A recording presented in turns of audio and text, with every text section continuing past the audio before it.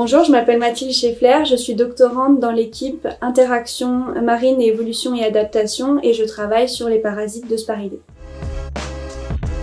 Dans les Sparidés, il y a les saupes, les oblades, les dorades et les parasites qu'on étudie sont attirés par la peau des poissons et particulièrement par le mucus. Alors dans le mucus, il y a des bactéries et c'est ces bactéries qu'on va étudier pour savoir quelles sont les bactéries qui attirent les parasites. Ils sont également attirés par le mucus des branchies, donc qui va être différent de la peau des poissons.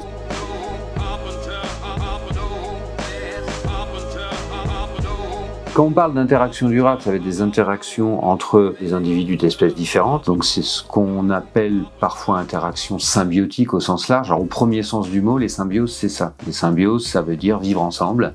Et tout type d'interaction entre organismes, mais de telle sorte qu'il y ait un organisme qui vive vraiment sur ou à l'intérieur de l'autre de façon pérenne, en tout cas en général pendant toute ou partie de sa vie, ou une partie très importante de sa vie, ça c'est ce qu'on appelle les interactions durables. On pourrait dire tout ça c'est des symbioses. Normalement pour que ce soit un parasite, il faut qu'il y ait un effet négatif sur l'autre.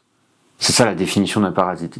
L'hôte est impacté par le parasite, même faiblement. S'il n'est pas impacté, c'est plus un parasite. On appelle ça un commensal.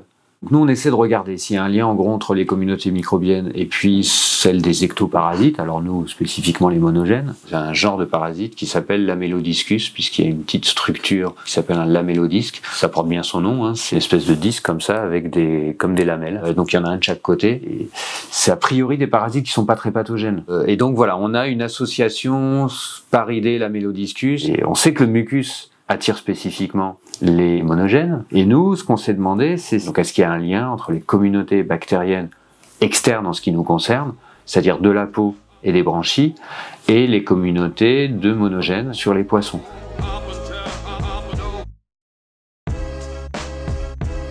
Il y a des milliers, des dizaines de couleurs qui correspondent à des espèces différentes et les analyses vont me faire ça pour chaque échantillon et je vais pouvoir les comparer entre eux. On regarde aussi ce qu'il y a dans l'eau environnante.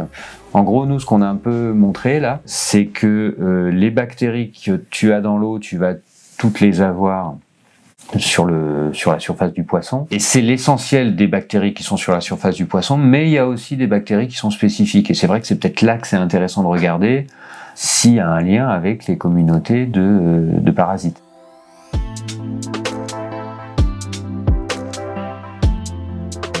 On a une collaboration qui essaie de se mettre en place autour des études de morphométrie des parasites pour essayer de les utiliser comme indicateurs de perturbation environnementale. Alors il y a un truc qui s'appelle l'asymétrie fluctuante. L'asymétrie fluctuante, ça vient de l'idée que les organismes, donc pendant leur développement, vont développer une symétrie. Et quand il y a des stress, dans le sens général, qui vont perturber ce développement, très vite on va avoir ces parasites qui vont s'être développés et regarder la morphométrie au niveau de ces crochets, ça nous permet de simplement savoir s'il y a une asymétrie. On peut imaginer que plus le milieu est perturbé, donc plus il y a de polluants chimiques par exemple dans le milieu, ça peut perturber le développement du parasite.